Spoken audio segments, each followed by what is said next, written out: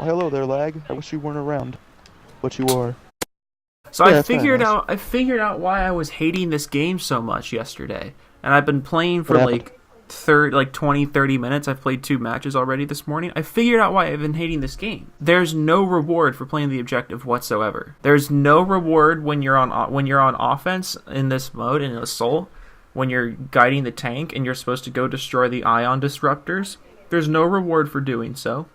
When you're on defense and you're trying to stop the tank, there's no reward for doing so. The game doesn't just not encourage playing the objective, it actively encourages you to not play the objective. Because when it goes to the end screen and it shows the MVPs, there's most It doesn't. kills, most assists, most Yeah, damage there's dealt, nothing. and longest kill streak. There's literally no anything. There's no reward whatsoever for playing the objective in this game. I figured out why I was hating this game so much and why this game was just felt so slow to me. It's because no one plays the objective. Because why would you? And that's one thing I told my buddy. And my buddy's like, my buddy told me because came over and was playing on his PlayStation, and he's like, yeah, it's like it's just stupid because it feels like Walker Assault because blah blah blah blah blah. And I'm like, well, it also helps when you actually have a team that does play the objective. He goes, well, I do play objective. I'm like, I don't care if you play the objective. I'm like, one man cannot change the tide of battle in terms of Yeah. that mode. You need This is everybody. a 20v20 mode. One person Like, playing you the need- objective isn't going to make a difference. This isn't like other games. It's weird. The game design, the game modes are built around the idea of everyone joining together and playing the objective,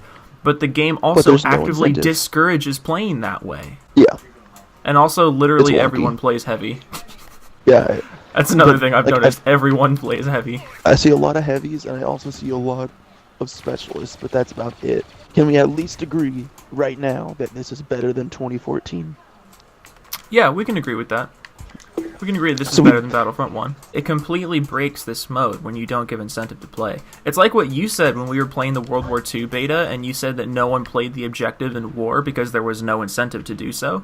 They changed that. Same. In the PC beta, you now get an ass load of points for playing the objective in war. And what do you know? Everyone played the objective in the PC beta. In terms of this game and what you can do, I enjoy it. I like the class system. The class system is incredibly well built.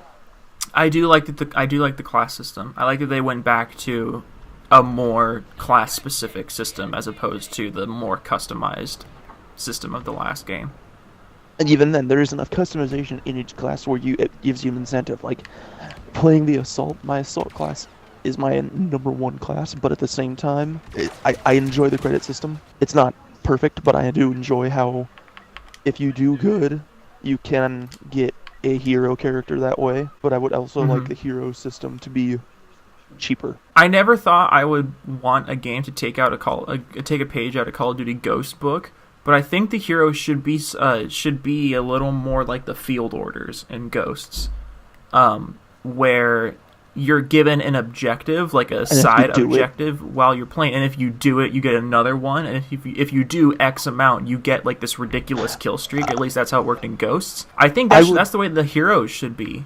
I would much rather see it be where you can obviously buy them because you can get the credits, but it's not as expensive. So I'm thinking maybe bump it down to like 3,500. I would like them to raise the cap in terms of how many like jet troopers you can have. Yeah, I think the cap of non-hero characters should be raised. Then Like how many you can have on the battlefield. yeah, exactly. And then what I would like to see for heroes as well, where there would be like a random chance, like there's a AI that looks for people who are having a kind of like, if you're just having a crummy game, there's a way of it being like, Darth Maul has appeared on the battlefield, do you wish to join? Like, because in the original Battlefront 2, that's where it was. Like, I'd love to see that kind of element where it's like, if you have a bad game, if you're on a death streak, yeah, and like, then the game will be like, hey, you're having a bad hey, time. do you want this character to help bring you back into the battle? Exactly. It's like that would be incredibly well designed in terms of that. It'll allow for more enjoyability because it's like I think we were saying last night. It's more of a get good style with getting to a hero. I feel like the point system was designed in a way that was supposed to make it so everyone could get a hero, everyone could get a cool Uber thing. But it still has that get good mentality of like you still need to be good in order to get this stuff quicker. Especially since there's no incentive to play the objective. There's no reward to play the objective. Yeah. So you can't even earn the heroes or the other things, and you can't earn the heroes or other things on the battlefield in any way other than getting kills right now, and that needs to be fixed right away because it's incredibly game breaking. And also two things that I've noticed for both the weapon cooldown and also the ability cooldown. I don't know why this is, but firing a whole bunch of shots takes just as much time to cool down as firing 2 shots. Same thing goes for the abilities. If I turn on my shield and then immediately turn it off, it still starts over the recharge from 0 as if I use the entire thing. I think that needs to be changed because it doesn't make any sense. It makes it makes every single ability in this game an all or nothing, and as opposed to using them strategically, using them piece by piece. I do wish we were getting Clone Wars heroes.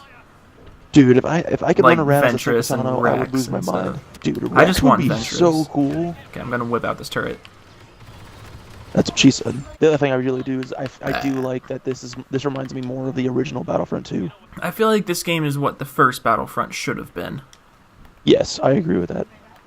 100%. This feels more like what you said. This feels more like the original Battlefront than the 2015 Battlefront did. The other thing I will say too is the one thing I would love that I noticed playing this too is there's no high ground for the specialist. In the original Battlefront 2, there was a bunch of areas where you could get high with a sniper and actually make plays with the sniper. And it's like, in this one, it's still very linear. This game shines the most, I say, in this moment right here, where it's kind of close quarters. Also, I love this moment right here. Like when the doors when the doors first open and it's the breach. I love the moments like this. Yeah, there's feels like Battlefront. Moments. Exactly. They have the ability for greatness here in this game, and I really hope that they capitalize on it. I do enjoy the fact that it's like, play as this class then gets you this class then makes you that, and these classes then get good, and then you can actually be more effective. I love that. I'm gonna stem this into another idea that I wanted to throw over here by you. Microtransactions. I don't like them. To this point, I don't like them. I don't like that you can buy the $80 edition and then get these power-ups that make you better, even though it shouldn't be needed. It's because in this game, you literally can buy guns with microtransactions. Everyone yelling that this game is pay to win. You're not correct, because we don't know yet, but all of the signs are pointing towards it. Yes. This game is already showing all the signs of being pay to win. And with that, I would also like to point out that you and I have already said this in various other moments when playing Gears. Gears does microtransactions well, because it's Gears of War and Modern Warfare Remastered are the only games I've ever seen microtransactions done correctly and like non-intrusively, because you can earn all the shit for free. You don't feel like you're getting cheated, and that's what makes those systems so good. There's no supply, there's no money exclusive stuff, there's no RNG exclusive stuff. Or at least in Gears, the only RNG exclusive stuff is cosmetic. There are no game-changing elements that are restricted to a paywall, and all of the stuff you want, you can just grind the game for and earn in a reasonable amount of time. This game has already shown to not be that way. My biggest problem with the whole microtransaction things is, like, I'm totally okay with a game having microtransactions if the game itself is not already $60. That's just my mentality with microtransactions. I'm completely fine with a game, with like a $30 game or a $40 game having microtransactions, because you already chipped off some money off the main price, you know? I'll fork you some extra money if I didn't have to pay the full $60. It's the whole reason why I almost never buy DLC for games unless the DLC is really good or I got the game on sale. Yes. I just think it's really shady to add microtransactions into a game that was already full price. And I would also say, like, with microtransactions now, like, I've been on the fence about the Shadow of War game. That game has Oh my god, dude. microtransactions. Shadow of War's microtransaction system, I watched a breakdown of it. It's so shady. It's so bad. It's like Destiny levels of bad. It doesn't even give you anything except for like parts that you can earn. I'm like, here's my mentality that I'm now realizing for most microtransactions is people like games. Yes, people buy games to play games, but they don't like playing the game to earn things to enjoy the game. So instead, you can buy the good things in the game and make it easier on you instead of playing and enjoying the game. Why? I don't know. I would rather just have it be a game you play, you earn, you enjoy, you get more for playing, rather than you can skip the playing and get this super awesome sniper rifle where you can kill things in one shot for money if you want. And I'm like, no, let me earn that. There's a video by the Act Man, who is rapidly becoming one of my favorite YouTubers. Go subscribe to the Act Man. He's awesome. He has a video called "Microtransactions Must Die." And it's the most accurate breakdown of microtransactions I've ever seen. And he made a comparison that really made me think about microtransactions as a whole. Because, like, I remember the days of Halo Reach where if you saw someone wearing a big badass helmet, you know what they went through to get it. And, like, the games before that, like all the MMOs, like RuneScape and the stuff that was exclusive to an event, the stuff that was exclusive to raids. But now it's just like you got lucky in a supply drop. And that's why your guy looks cool. It used to be my guy looks cool because I grinded my ass off to make him look cool. Now it's my guy looks cool because I got lucky in a drop. My biggest goal in Halo Reach was to get Emil's helmet, because I love that helmet. Emil is... I was so happy when I got it, dude. Emil's helmet is so dope. Same. Like, when I finally got to the point where I could unlock it, and I had enough credits to get it, after playing hours and hours and hours, possibly days, I was like, this is the greatest thing in the world. I'm so happy that I got this thing, but I had to earn it. Honestly, I'm fine with like cosmetic-only microtransactions because then at least it's not necessary. But then, and honestly, even then, I'm fine with weapons and game-changing elements in micro DLC. In the very specific case that they don't change the balance of the game, that they don't change the meta of the game. A lot of people actually got mad at Mortal Kombat X for that because the DLC characters were like top tier characters, and people got mad at Black Ops 3 for that because the supply drop exclusive weapons were clearly high tier weapons. They weren't just like cool throwback weapons that are kind of fun to have. It's like these weapons are clearly better than what you have right now. It's another reason why I point to Modern Warfare Remastered to being the only game I've ever seen so far with game-changing elements in supply drops that still don't change the game. Because they gives you every like possibility you could ever need to just get the guns for free and earn them. The other thing I really hope in this game that would be a hidden gem that they're not talking about is a Galactic Conquest mode. Dude, Galactic Conquest mode better fucking come back, I swear. Everyone criticized the first game for not having it. What is stopping you from putting it back? I just want to know EA and DICE's reasoning for not including it after the first game, assuming it's not in this one.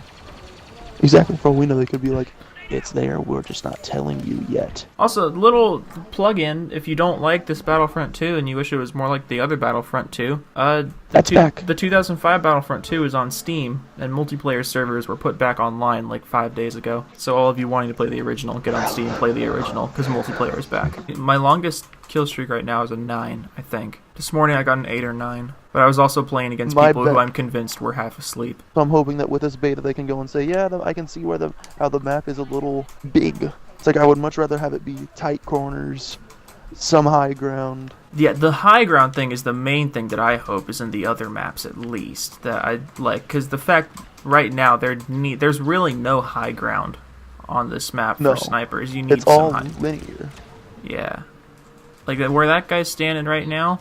That's the highest ground you're gonna get. Can I stand on this? Oh, I can stand on this?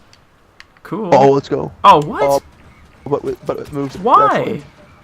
Because you have to stay on it and walk with it, I guess. That's lame.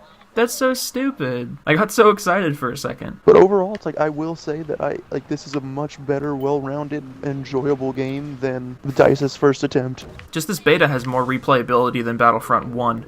And whether, like, it's up to you if you wanted to call that a good thing to this game or a bad thing against the first game. But, like, this game is much better than Battlefront 1, I can already tell. Now, like, and it should be noted that Battlefront 1 was fucking terrible.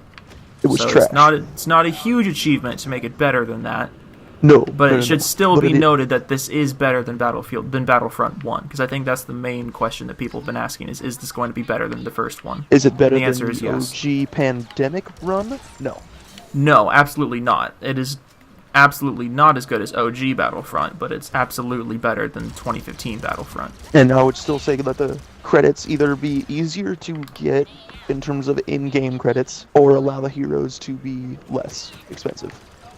One or the other. Both are but like regardless of how the heroes are treated in the final release, you need to give points for playing the objective. That's a necessity. Like regardless of if you change the hero prices or not, or the hero balancing or whatever, that's just something that needs to happen. There needs to be a reward for playing the objective. Honestly, it's completely game breaking that there's not right now. And it's not even just that it doesn't give you points for playing the objective, it's that it actively encourages you to not, by like promoting the players who have a bunch of kills. Like, hey, he got the most damage, he get the biggest kill streak. It's like, how about most objective? Because that's the point of the game. I'm on a 7 kill streak. Get wrecked, Ray. I took care of I got rid of the hero. I win. I'm by the Ion Disruptor. I'm with you. And nothing's happening. Oh, cool. I played the objective and nothing happened. Oh yeah, keep jumping. Good. Go back to Advanced Warfare. And on top of that, I will say too, this game is freaking gorgeous looking. This game is absolutely gorgeous. It's so gorgeous. pretty. It's beautiful. I'm playing like a total bitch right now because I'm on a 10 kill streak. That's fine. But like, I just want to see how far I can go. 11. I like the time to kill in this game too. That should also be commended. The time to kill in this game is much better than the first. Do you play third person or first person? Here's my question to you now. I play third. I think first is pointless in this game. My buddy was like, "Oh, he 13. When 2015 dropped, he played first person. He was like, I'm playing it just like it is in the original one. I'm like, what are you talking about? I'm like, the original one was all third, and the original had third and first. But third was a more prominent thing. No, don't die. No. You had a good run, buddy. 13 kill streak, but I have 8,859 battle points. Also, another point that I saw people bringing up, I think battle points should carry over from round 1 to round 2.